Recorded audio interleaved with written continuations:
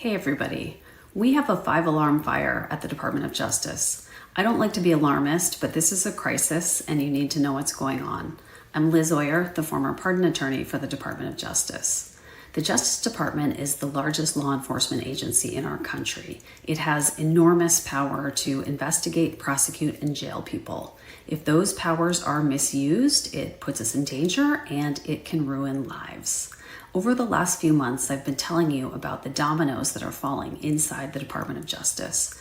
First, it was Trump's appointment of his personal attorneys to run the place, like it's his personal law firm. Then it was the mass firings of career experts who stood in the way of the president's political agenda.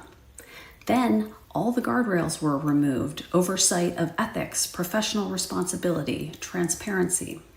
Then came the illegal appointments of unqualified U.S. attorneys to prosecute the president's enemies and protect his friends. Then Trump let it be known that the department is open for business and the money started pouring in. Cases were dismissed against those who paid well-connected lawyers like Pam Bondi's brother. Pardons were doled out to donors and supporters. Now, all of this is coming to a head. On Friday, Trump forced out the chief prosecutor in Virginia because he couldn't find evidence to indict 3 of Trump's enemies, Adam Schiff, Letitia James, and James Comey.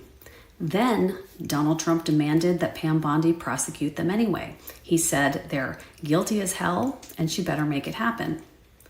It is a cardinal rule of our justice system that prosecutors have to follow the facts and the law. But the president is now explicitly instructing them not to do that. The question for all Americans now is, where does this end? Is Donald Trump going to start ordering prosecutions of all those who criticize him? All those who didn't vote for him? Is he going to start jailing his enemies en masse? We also need to remember that the Department of Justice is responsible for keeping us safe. But Trump has filled the place with people who have no idea how to do that. And he is prioritizing political vendettas ahead of public safety and national security. We all need to speak up and push back against this loudly and urgently before it's too late.